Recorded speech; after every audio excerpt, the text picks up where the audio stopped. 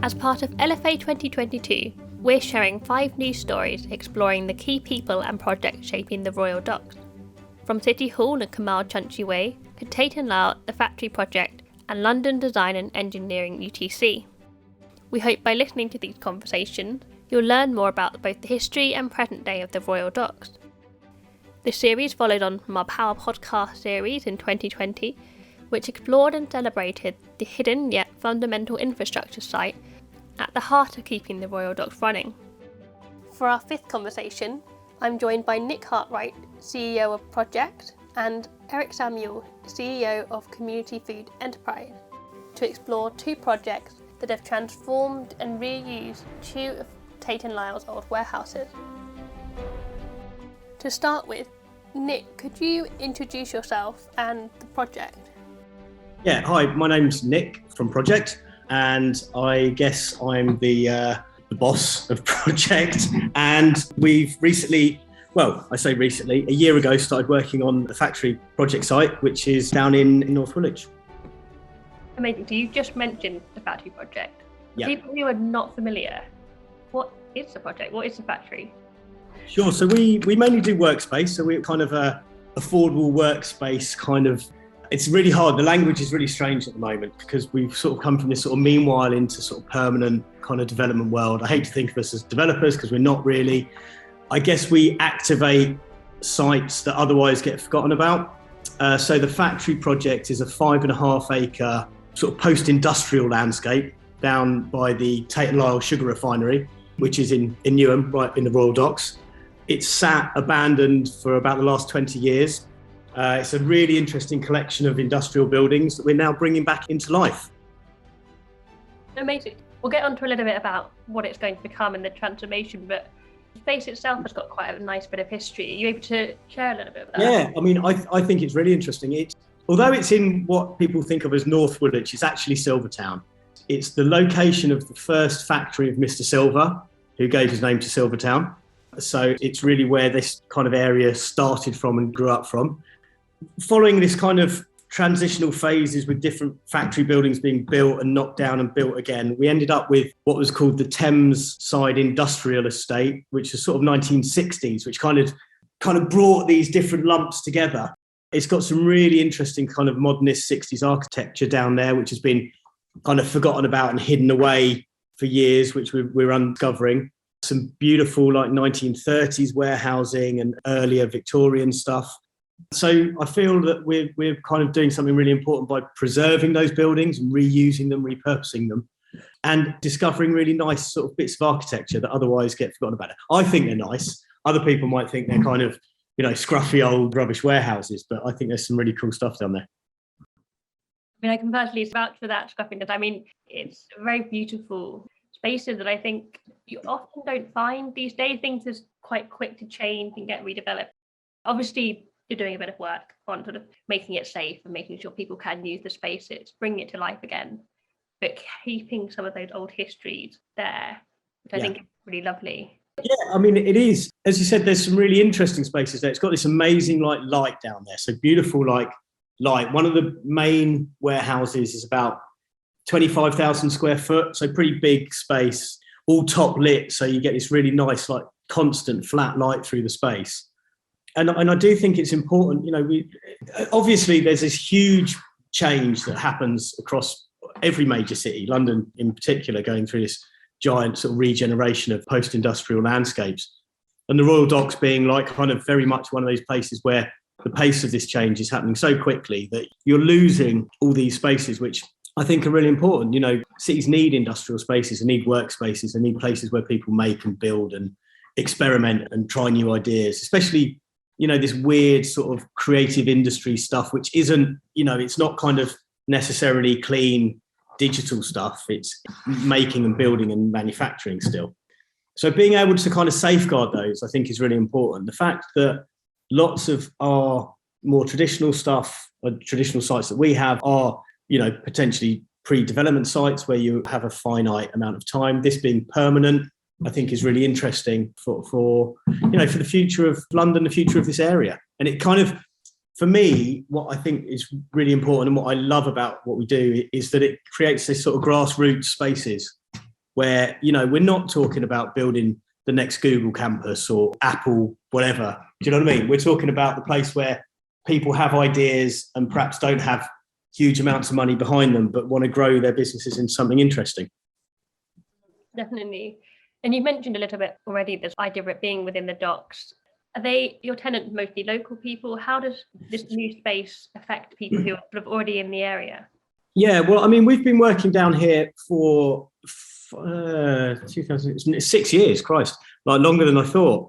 So we've done a site down here called the Silver Building, which again was a bit similar to the stuff down at the factory, but not quite as much of it. And this is a development site, so one day this goes, which is a shame, but we've kind of established ourselves down here, I guess, as an organisation, and we have a pretty mixed tenant base down here. I'd say, like off the top of my head, the Silver Building is probably about 60% Newham residents and businesses. So it's mainly people from the area or have started things in the area, which is great. There's a really interesting kind of young, diverse population down here that this type of space is vital to happen. The same sort of thing will happen with the factory. We'll have some transition of people who are looking for more space from Silver Building to move down there. We've got other organisations that are coming into the area, some larger kind of companies that are coming in, some fashion distribution stuff and things like that, which is really interesting because that creates more jobs and you kind of, the stuff that spins around from it. So yeah, it's that. We work very closely with the Royal Docks, GLA and Newham teams to make sure that we're kind of reaching locally. And that's kind of how it works, really. I guess the other thing is making sure that it's there. I know that sounds really stupid, right? But once the doors are open, sometimes you just have to wait for people to find it. What my experience, and I've been doing this for about 12 years now, is as much as you try and sort of reach out, especially into local communities, which sometimes haven't perhaps had spaces like this before, it's just time, where personal connections start making a difference. Definitely. And I think it's really interesting to watch a project like this over time and see how they grow, how they develop, particularly as well in different places. Because I think depending on where it is, the communities that already exist there, the tenants that come in, each case is quite different. Totally. And, you go into these, or I go into these, me and the rest of the gang, with like an idea, initial idea of what we're trying to create, what the kind of concept is. But often what you find is that it moves and changes. I think what we're quite lucky with is because we're quite a small organisation, we can be very flexible with stuff. So we might say, okay, so our plan is to deliver, 30 small workspaces, which are going to be, 2 or 3 people working in small businesses. And then you might find out that actually what somebody needs is a big space because they want to manufacture, electric bicycles or whatever. And you just flip the whole thing around. And because we are, quite nimble, we can work with that. So you're absolutely right. Seeing how these spaces develop, it's horrible language again, but almost like organically is the best way to do it. It's really difficult to kind of plan them out. That might work when you've got vast new complexes or big, massive budgets to work with. But when you're doing them the way we do, you kind of have to be like that. And that's more interesting, I think, because you're reacting to what people need rather than going, okay, everybody, this is what you want. Here's your box. Can you go and sit in it, please? Does that make sense? Definitely. So there's a lot of sort of unpredictability and unknown, but within that, there's a desire to sort of connect it to the area. Yeah. And I think part of that, am I right in thinking you've also got tenants who existed there previously as well? So it's not just new tenants that have come in. Absolutely, yeah. There's 2 charities actually that had been weirdly kind of isolated on this sort of derelict industrial kind of wasteland. One is Community Food Enterprise, which is a food bank distribution centre, which has been down there for about 25 years, I think, or working in Newham for about 20 years. Great organisation run by a guy called Eric. The other one is called Community Links. So Community Links is event and production kind of organisation, which does lots of charity stuff in Newham as well. And down there, they have a social enterprise called Community Links or Event Solutions, which generates revenue, which then supports the charity. So both of those have had their spaces, being done. Eric's has been finished. Community Links we're going into next at no cost to them. And then also they'll continue with rent-free and rates-free and bills-free for the length of the project. So we are directly supporting them financially as well. Amazing. So the real sort of history to the space, this present of what's going on now and then the future. within the space as well. Totally. I think it's quite a beautiful site down there. And it's got this great collection of buildings, this amazing history of the docks and Silvertown and all the stuff that's come out of this area. Then there's kind of, what's been going on there and happening now, and then the future. And, there is this enormous march of development along the river down here. And this is a bit of a buffer against that without wanting to sort of stop them happening. But it's making sure that the spaces which people need, the places to do their business and to generate the revenue from and opportunities and start things are in there as well. And I see this as being a real interesting one to move forward. Actually, out of all the projects that we've got on at the moment, this is probably my favourite. Well, it actually is my favourite. It's definitely my favourite. But you picked your favourite child. Yeah, totally. It's the kind of coolest one by the river. No, I do agree. I'm really excited to see how it's going to evolve over the next few years. And I guess switching a little bit and going back, what was the starting place? And was there any particular things that you really wanted to keep within the site? So it's got a couple of really lovely big spaces. Like I said, these big warehouses with like top lit, like north facing lights. Then there's two really quite sweet kind of like I say quite sweet, they're big bumps. There's sort of Unit A, which is at the front, 1960s, and Unit C. They're the two buildings that were kind of built to connect the whole site up. So Unit A has become our kind of sort of front of house bar, reception, cafe, place where people come in the morning, say hello, grab a cup of coffee and have a beer at the end of the day. It's got these amazing like mosaic columns that run up from the ground floor through the first floor, like just terrazzo everywhere, so beautiful staircases. The first floor has this kind of weird hall, which I can't understand what it was built for. But it's, again, huge windows, wonderful, like, Iroko parquet floors, and just full of, like, little bits of design, which, because it was derelict and left, nobody had ripped out. So, great light switches or fantastic little bits of, architrave around doors and things like that. So we're keeping, rather than try and reinvent the wheel, we're just keeping everything as original as we can, because there's not many spaces like that. It's almost like a set from Mad Men or something that's got a bit derelict. So yeah, keeping those. And then Block C, which is now going to become studios and offices and shoot space on the top floor, has these wonderful like circular skylights in it. And it's amazing, like kind of soaring staircase, which is built on concrete with this kind of almost Barbican kind of chiseled out concrete staircase. So it's really, it's a great building. And like, hopefully when it's open properly, which will be later this year, kind of publicly open. If anybody's interested, then they can come down and have a look around, because there'll be lots more stuff going on there. Personally, I definitely recommend people going around. I think with a lot of people are quite keen to get into spaces that may have been hidden away or not accessible for years. There's just a pure curiosity within a lot of us, I think, to see those. But particularly I can comment because I've seen the space not in its complete stage, but in its current state, and it is just beautiful. So people can come down. The docks for a lot of people is quite far away and quite unknown to people, but I think there's some really beautiful gems. Oh, they totally are. It's this thing of the docks were kind of isolated. There literally was a big wall built around the Royal Docks, because unless you worked there, you didn't go in there. So it was just industry and then just empty. And I can see it changing. It's changed in the time we've been down here. It's going to continue to change, and being able to kind of preserve some of this stuff, I think, is great. It's really, really exciting. And you just touched on a question I wanted to ask, your hopes and ambitions for the future as well, because obviously you're still in those initial stages, but thinking 1, 5, 10 years down the line, do you have any particular hopes and ambitions for the space? Well, we don't own it, unfortunately. It's owned by Tate and Lyle. We have a long commercial lease on it.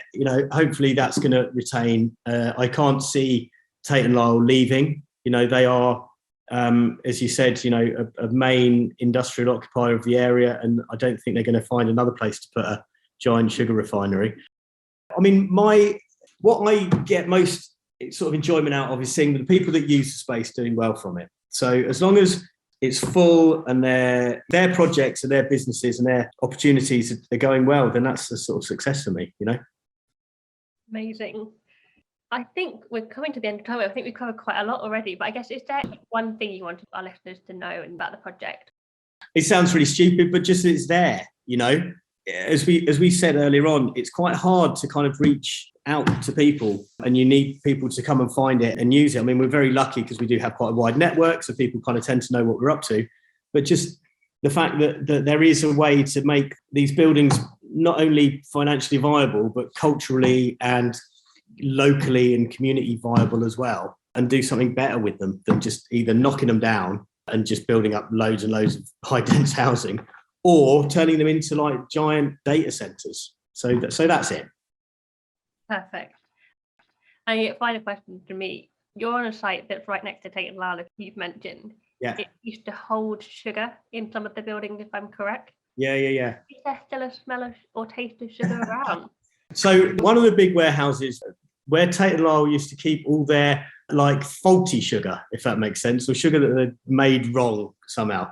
And it had a kind of a treacle floor, which was about 6 inches deep, which we kind of got rid of. Finally, we're starting to lose the aroma of treacle in that room. What a place or smell to end the conversation on. And actually, we're not moving too far for our next conversation, with a big link to food being there also. So for the next conversation, I'm joined by Eric. To start with, could you introduce yourself and Community Food Enterprise?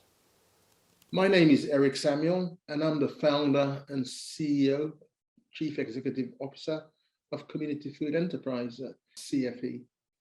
CFE was founded in 2000, and it was founded in Newham, where we are based, but I am not from Newham originally.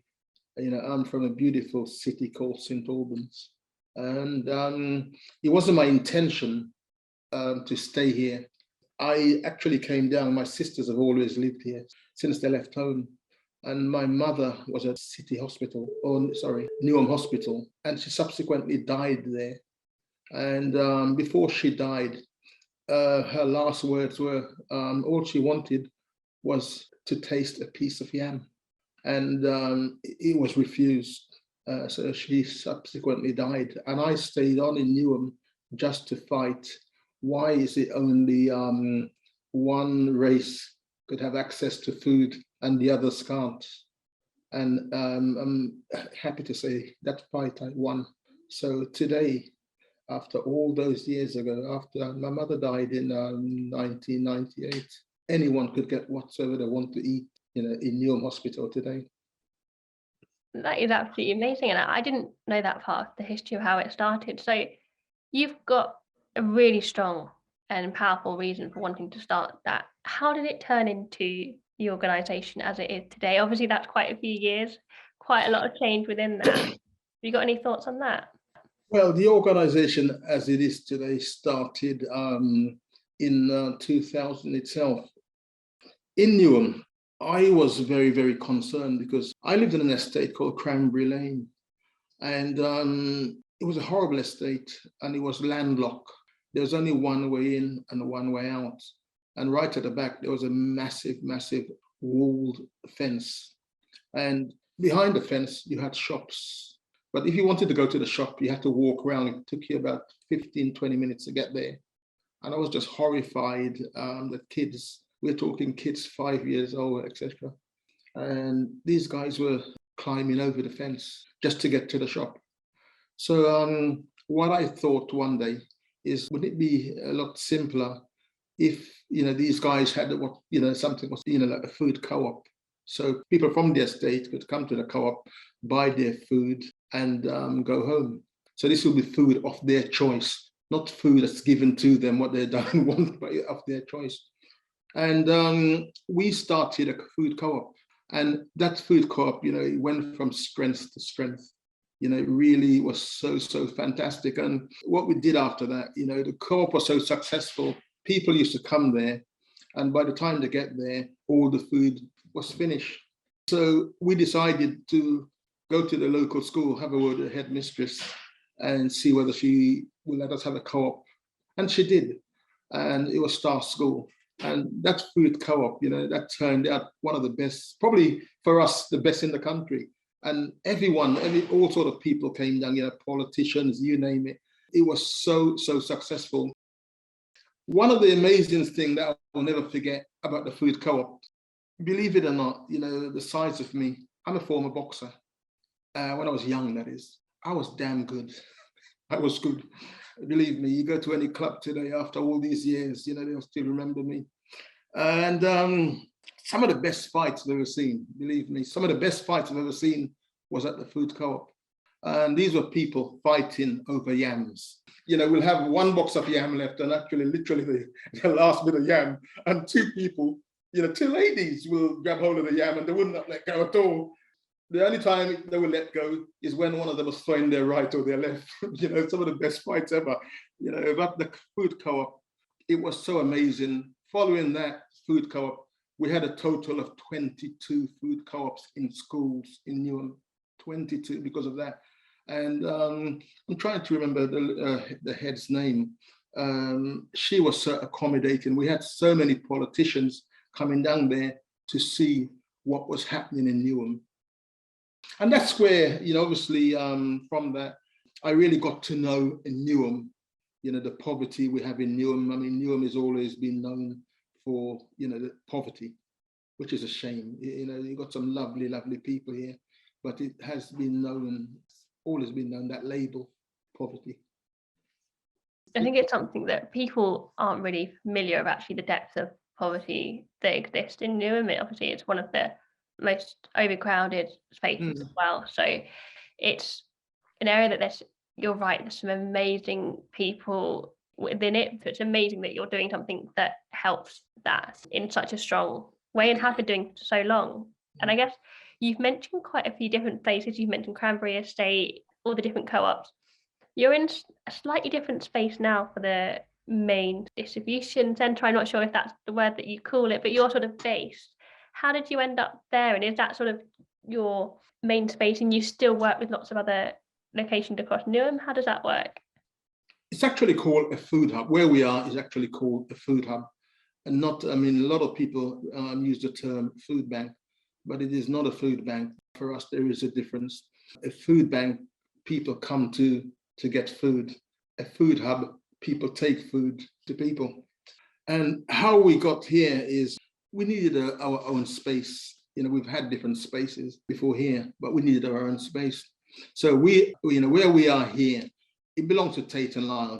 And from my background, I had an idea what to do. I approached Tate and Lyle, and I actually asked them, we wanted their support in the sense of management. We wanted someone from Tate and Lyle to sit on the board. And we were introduced to a lovely chap. His name was Michael Gray. And Michael actually came to one of the food co-ops. In fact, he came to the Star Lane food co-op, and he just loved what he saw. Within a week, he came back to us and said he's found a place for us. We should come down and see it. And the place is where we are today. So, we've been here all these years. So for us, this is an ideal place, and we've always had the support of Tate and Lyle. What we have done in Newham, we believe it's really unique. What we've done, the support we've got from Tate and Lyle and other organisations. That's how we started. That's why we're here now. Amazing. And you just mentioned CFE now.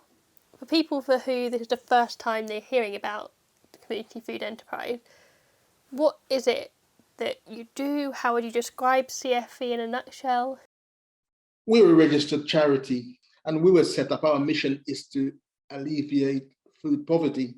And we do this by distributing food that is surplus to requirement to frontline organisation, vulnerable people, and homeless people from our hub in Silvertown.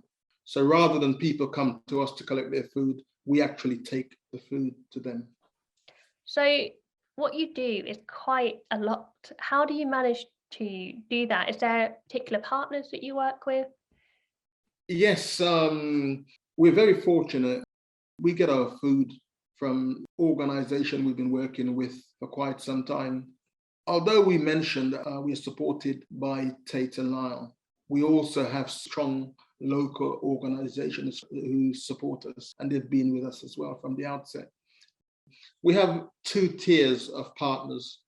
The first partners are local partners, like Tate and Lyle, Sugars, Excel London, London City Airport, Royal Docks Trust. And we have food partners, which are important as well.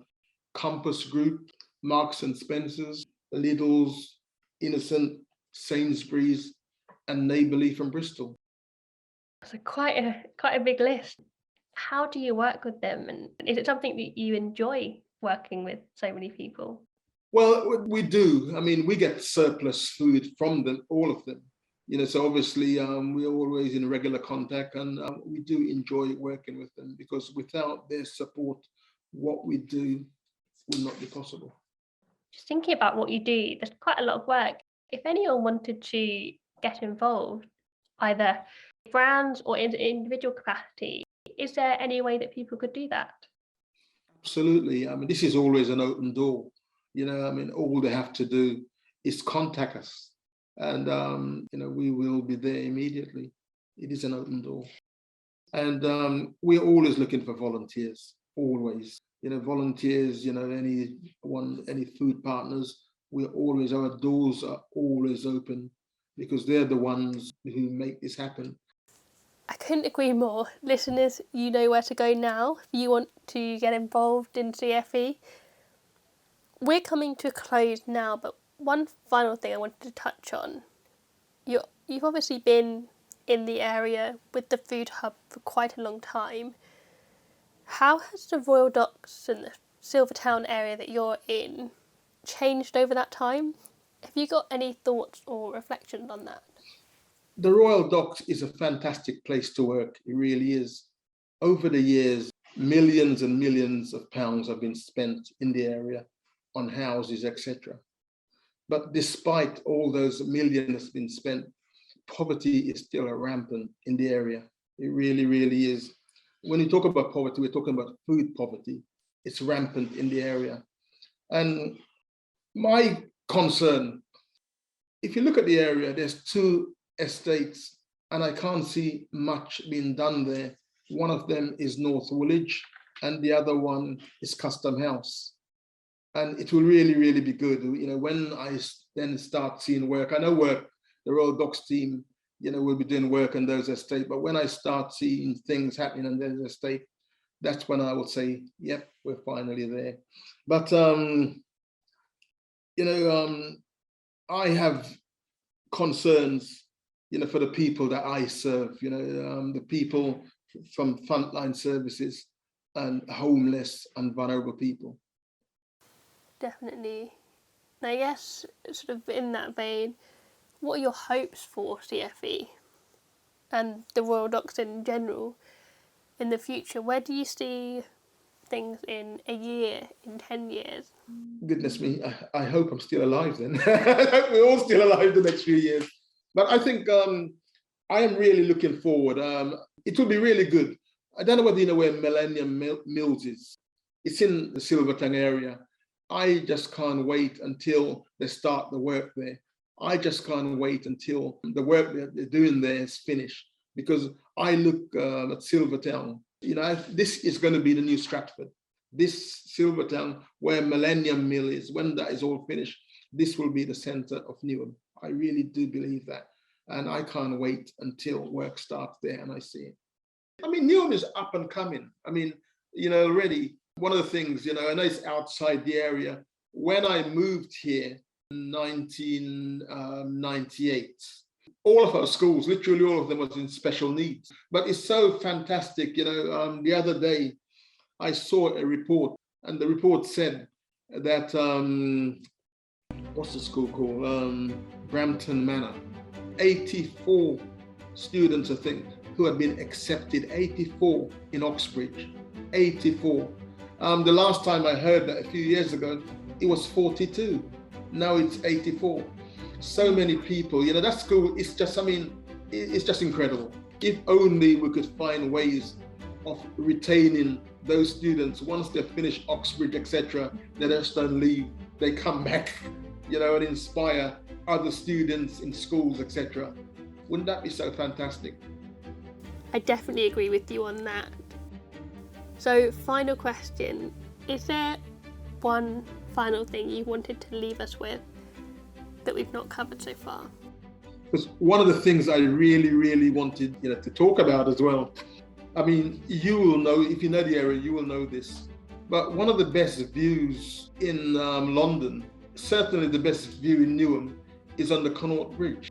And what you can see right in front of you is the beautiful towers in Tower Hamlets straight in front of you. And to the right, you have the City of London. And, the two views, it's a hell of a view. For me, it's one of the best views in Newham. If you was to go there in the morning, when the sun is coming out from behind you and it's shining into London, it really is an unbelievable, it really, really is unbelievable.